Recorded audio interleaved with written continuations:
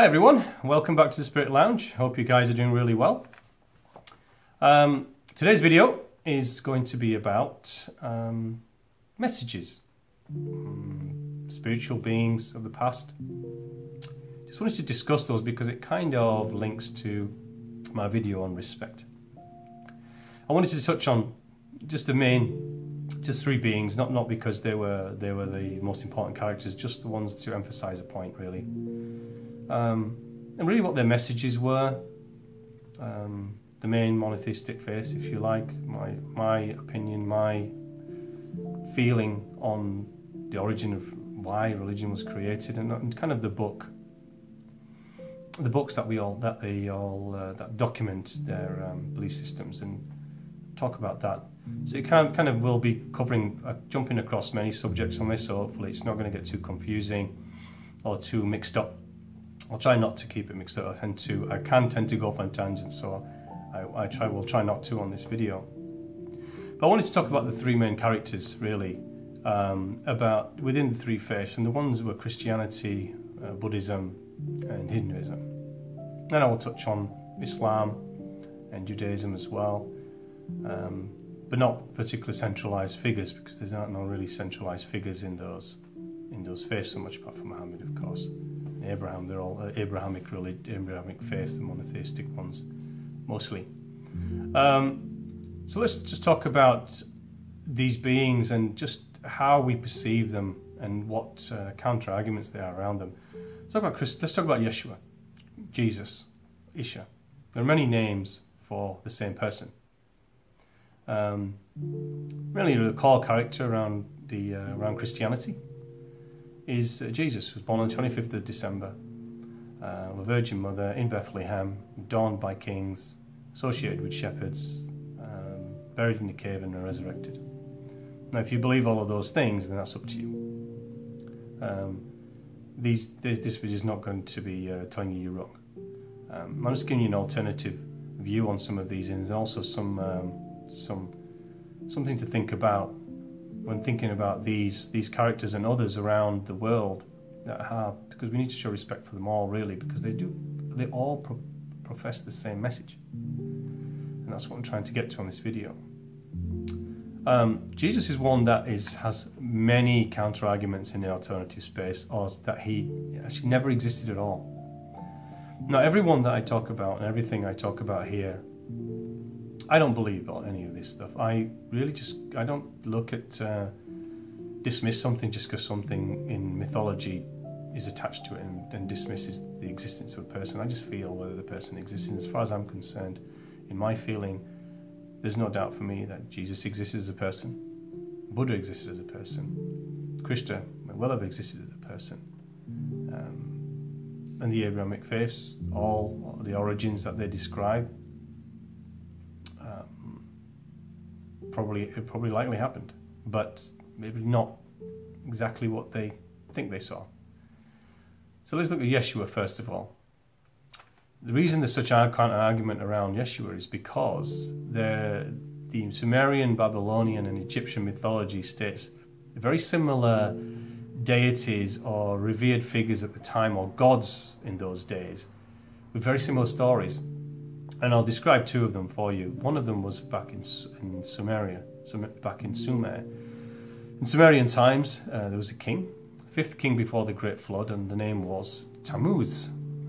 He ruled for 26,000 years, was associated with shepherds. I think Semiramis was the mother, and was adorned by kings, as I mentioned before. Was buried in a cave and then later resurrected. This is a Sumerian king back in those the mythology of the time. You can see the relationship there. The other one, which is commonly used and with Tammuz as well, to dismiss the existence of Jesus at all, was Horus. Horus was an Egyptian falcon-headed god, born 3000 BC. Was also adorned by 12 kings. Difference here, he was birthed by Isis, was a virgin mother. So you can see again, you pull those together, And you can see the close association to the backstory of Jesus. And you can see why many people say, well, it's just a rewrite of ancient mythology, it never really existed. I will say categorically that Jesus existed for me in my heart. But the story behind his origin, death and resurrection, I don't support those. But the person, I do. The message that was cascaded by him, I do. And you guys can process whatever you wish there and feel in your hearts whatever you wish. It's really up to you. And I'll go into what I believe they were a little bit later in this video. There's other documentation or literature out there that in the late mid-teens to 30 or around that time, Yeshua spent a lot of time in the Himalayas with Siddha yogis. Siddha yogis are people who decide to dedicate their lives to spiritual mysticism, practice and enlightenment. It's basically what they are. They often live in caves or into mountaintops in isolated places and dedicate their soul lives to meditation, other rituals and practices for the sole purpose of spiritual enlightenment and movement. And there are reported and documented evidence here and there that Yeshua spent a lot of his time with these people in caves, learning spiritual practices, the esoteric, and then returning back into the region where he started preaching his message. There are obviously many others around that time. In Galilee is John the Baptist, and obviously there's Yeshua is a link to the Father, Son, the Holy Spirit. The Father being source itself, the Spirit, the Son. The definition of that being the only Son of God, being Yeshua, and the Spirit being the Divine Spirit within everything. We're all sons and daughters of Source. We're all creations and manifestations of the One. So I don't espouse to that either. But again, this is really up to you. So this is some of the background behind some of the why people dismiss something. So if you take a doctrine and a particular piece of scripture to its letter, without an open mind and open heart, and don't look at it and take it implicitly as true, then this is what will happen. These kind of mythologies are created, and then religions are formed around them. I strongly believe that these mythologies and these from Sumerian, Babylonian, Egyptian times were basically pinned to the person who was Jesus, who passed his message around Palestine and other areas where it needed to be seeded first, to create a religion around him. Like all the other deities out there, all the other beings out there that are incarnated into life on this planet, that have religions formed around them. And they're there maybe for more benevolent reasons at the very beginning, but now very different. They're just to herd sheep around central doctrines, to look upon a single person as a single conduit to God or source, or single truth to everything, standing on a balcony looking down at all these sheep. This is what religion has created. It's created followers and sheep. And that's where people remain if they don't look beyond that. Don't look beyond established literal scripture. All of the beings I talk about, as far as my feeling is, they're all born just like you and I. They're born of a mother and a father. They're born in a place on this planet where they needed to be, just like you and I chose to have. And they had learning and expansion to perform in their earlier lives, which they all did. And they had a cascading message, a higher frequency, purpose and intention to pass on to the world, which they all did. And we'll go into what these messages were. So they had purpose, they had intention for being. They were incarnated into a place in the world where that particular message needed to be seeded right there, because those people around that time needed that particular message to be seeded and then cascaded out. It was really, the intention was for us to cascade it to each other through our hearts and our practices and our words. it wasn't really intended to have a religion formed around them and cascaded from a one all-knowing person or persons, or established institutions where everyone will herd around and follow and devote and worship. This goes to gurus and anything else. I advise you to take what they all have core meaning and have beauty within them all their messages, but take them, process and keep moving. Expansion is constant change and constant movement. It isn't fixation on a single thing, person, doctrine, mantra, book. It's continual. That's how expansion is. The other one I want to talk about is Krishna. Krishna's associated with Hinduism. Krishna is the same as Christ consciousness. There's no difference there. Krishna was born in 327 BC, purported to live 125 years according to the India Times, died in 3102 BC, was born with blue skin. Now I'm going to get this one wrong, but some argument that he suffered from, I think it was methemoglobin, which is a condition in the red blood cells where the methemoglobin in the blood cells don't oxygenate fully and can cause people to have bluish skin. There are those also Sadhguru, who's a mystical spiritual practitioner and author and founder of the Isha Foundation in India, who says, well, it wasn't really blue, it's really just a colour that was given to him because it signifies divinity, oneness, inclusiveness of all that is. In other words, a more elevated frequency and divine purpose. So Krishna was born then. His actual story is written in the Mahabharata, which is actually associated with the Gita, which is not the holy book of Hinduism, although there's many scriptures associated with Hinduism, and Gita is one of those. The Bhagavad Gita, which is basically the story of Mahabharata, which is where Krishna's conversation with one of the warring princes, Arjuna, and passing his knowledge and wisdom onto him in that battle. It's a massive epic if you want to watch that. And what was the message that Krishna was given? Well, his message, like Yeshua's message, was love, unity, oneness, that we all are part of Source, and we are all one, and we should love each other, and forgiveness. A beautiful message. What was Krishna's message? Very associated, appended to that. Again, another message that needed to be cascaded in that particular place in the world. Because those people there needed to see something different, and everything was meant to coalesce. In other words, through our own mouths and our own hearts. We pass it on individually to each other through our actions, words, thoughts and intents, and changing karma and free will.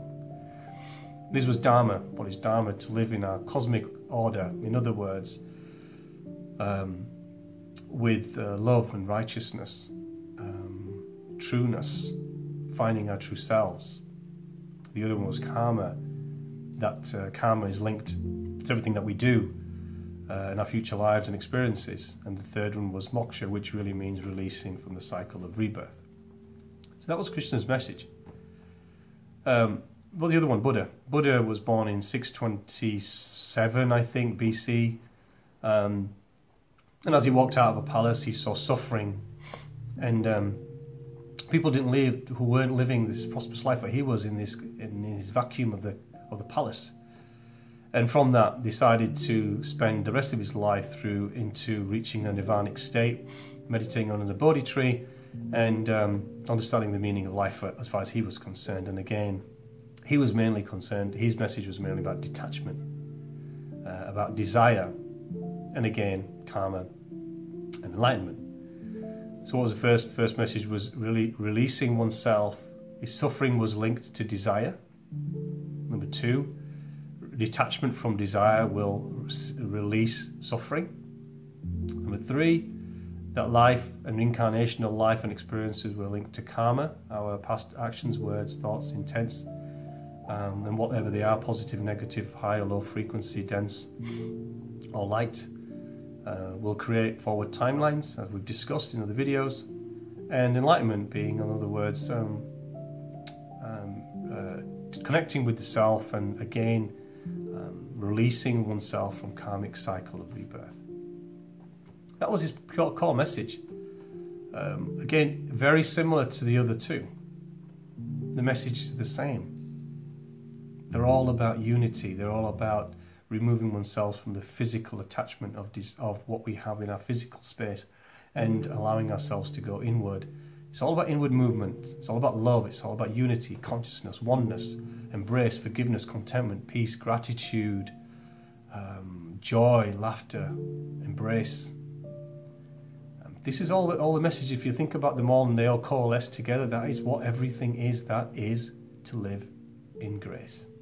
That's what grace is. Same with Islam, 623 BC.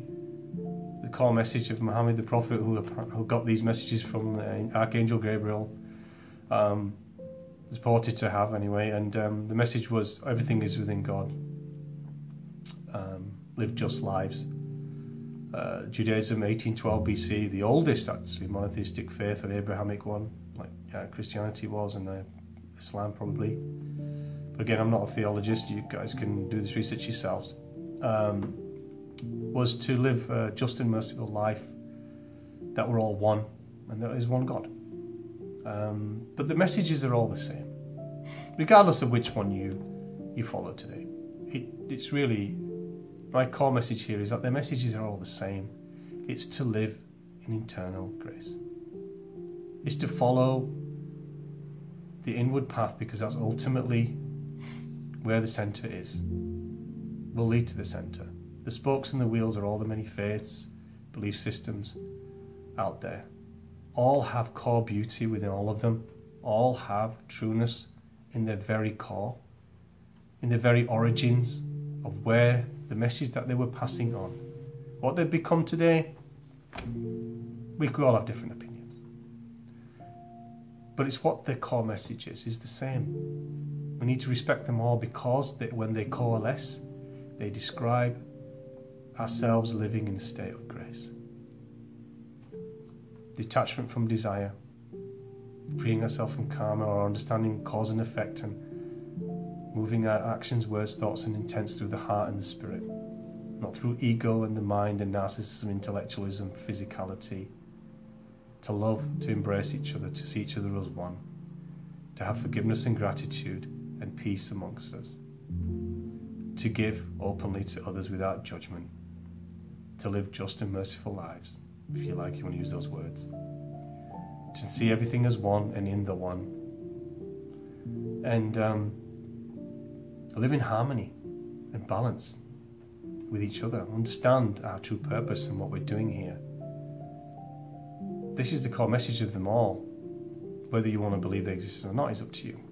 Feel it in your heart. I feel things in your heart, not in your mind, because the mind will dismiss almost everything if there's a contradicting argument. If you want to know if something's real or not, or if you're hearing truth, process it, use discernment. Discernment is in the heart and your intuitive spirit. Even the books that they have, the books of the Bible itself, many stories from many contributors. Within all the pages there is truth within all of them, but not complete truth. There is also manipulation. Remember, it was written by people. People have agendas when they write these books. The Vedic scriptures really are the core to Hinduism. The Vedic scriptures are what Hinduism was formed maybe 4,000 to 2,500 years ago. It's up to debate, really. Vedic scriptures are Sanskrit scriptures back 5,000 years BC old. They describe a few things. One of them is they are philosophies, mystical philosophies. They are prayers, rituals, and meditation. To talk about those things and really focus on, the Vedas really focus not on a being really. The deities within Hinduism are really fractals of the one, attributes of the one. That's what all these deities are. They're not actually gods, and they never really existed. They are attributes of the one, but they exist because we formulate them, and I'll talk about that in another video. how that works. And the Tipitaka, which is the book for Buddhism, the Quran in Islam, the Torah in Judaism, and they go on and on and on and on. They're all physical books telling you different aspects of different bits of truth that when coalesce are all just grace. But the book that you really want to move forward to is the one that I keep telling, but which these videos are always pointing you to, is the book within. All these messages, the understanding of these beings, their messages, where they were, their purpose, their intention, the various religious texts out there, the processing of all of that. In fact, all of these faiths, polytheistic, monotheistic, deified, these books and messages are all within a central energetic store, the cosmic library of ultimate truth and wisdom, and that is the one that is within you. All of this external that we seek externally, that we seek from external people, practices, rituals, doctrines, mantras, procedures, places, churches, symbols, all of those things that we have from without are all from within. They're in that enlightened book that's inside. The book within inside of you is the book of Source itself. It gives you the understanding and awareness, and the connection that you want is from within. The past, how we get there, could be through all of the religions, or one or none at all. Many, many spokes to the centre of the wheel. None of them are wrong, and none of them are wholly correct above any of the others. They all will lead to the centre, because that's where we will all end. Ultimately, that's where we will all end. And that's what these videos are all about, is to try to help us see the other, try to help us see a wider spectrum of things outside of ourselves, and move away from indoctrinated thought, but also programmed thought. This world that we live in is a continual manipulation of our perceptions. That's fact. We can ignore that if we wish, and feel that nothing affects us. It does every single minute of every single hour of every day. It affects all of us. How much determines how much perception you're perceiving from inside, and how much you're allowing to manipulate it from the outside. So the book is within. Reattach to it in whichever manner you wish. Process these things, because it's a slow journey over many lifetimes. We don't have to do it all today. But start. Open one's mind, open one's heart. Attach it to the spirit through quietness and stillness, in prayer if that resonates with you. Just an openness. And in those who are just embarking on this at the very beginning and very skeptical, just try it out. Allow yourself to be challenged. Allow the ego perceptions that we have intellectually to be challenged, to be wrong. Be brave and courageous, and just sit there and ask into the silentness and the dark emptiness of what you think is nothing's there, and speak to it. Your words are always heard, and just wait and be patient and be open, and allow truth and knowledge to come to you, because it will, if you are open to allowing it. If you ask and then dismiss it and not open to allow it in the heart and in the mind, you won't even hear it or receive it, even if it's trying to be sent to you. It's like turning to a different frequency on the radio, or trying to listen to a channel which is on a different frequency. It's the same thing.